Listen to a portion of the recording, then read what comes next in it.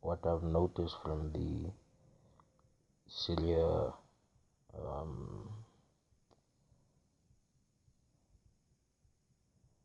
it's a civil war.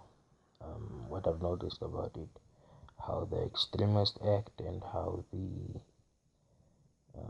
current government acts. There is a notion that the rebels are fighting against the current army of the government at the moment. But let's be honest, if this really did start as a pushback, I'm sure anybody that understands militaries and strategies would know if it was a pushback, it isn't shove them into the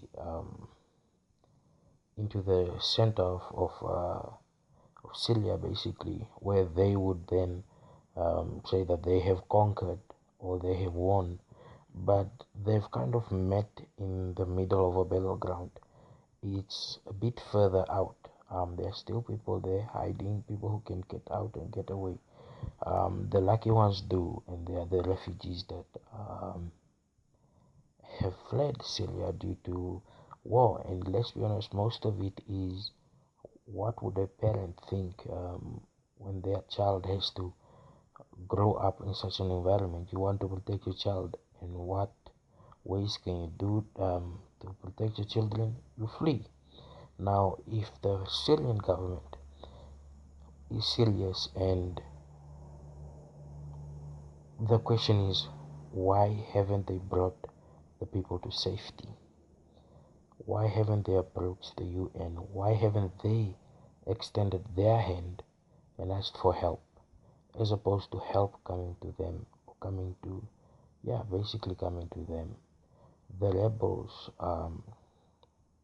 most of them know the area, they lived there, and they are not really fighting a religious war, albeit this is the fuss that they put up, because they've already seen how the world reacts to Muslims, especially Muslims who have the facial garb and the guns, right? They know how the world reacts to that. The world thinks Al Qaeda, right?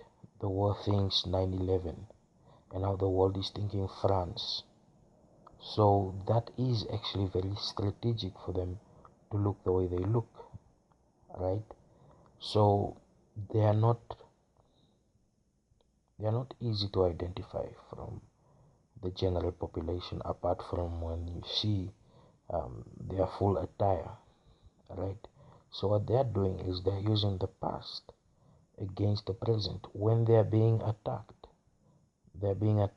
in the present, but they are strategically manipulating the West through emotion, through a sense of intimidation that brings out fear. We're not safe, by taunting them, right? So all of these aggressive emotions are being used against the West for them to come out full force. And what happens in the end? In the end, they actually end up making Syria weaker, because the ISIS keep getting closer and closer to where the people are at the moment, right? So right now, foot soldiers haven't really been deployed. They haven't arrived. So the few that are there are trying to set up a block where they can block the militant rebels from getting closer, which is what they are doing. They're trying to push them back so that they can gain more land, more access. So basically my point is, in order to understand how to approach ISIS, it needs to be understood. Their motivation needs to be understood. If they are blown up, their ideal is still passed around. People still believe in their ideals, and it's very hard to fight an idea if you don't understand it. So that's what's happening now. Trying to understand um, not only their motivation, not only how they indoctrinate young adults, um, but how they use intimidation, taunting, and mind games. For example, when they chop off people's heads, as gruesome as that looks, it is a they want to instill a certain emotion when you think about them. So, to be honest, what I'm noticing is they are not really that smart when it comes to military acts. They basically have a lot of guns and bombs, but they don't really know how to use it as effectively as modern day soldiers. So dismantling their supply is key, but it has to be an unraveling of that industry that's supplying them the guns, and that's where things get complicated because they are private entities but that belong to a certain country. That makes things a bit complicated.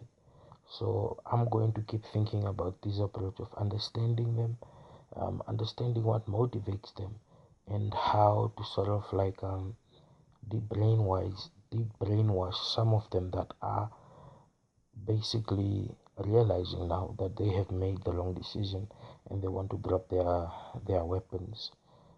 There are a lot. It's the same as in Sudan where they also drop their weapons.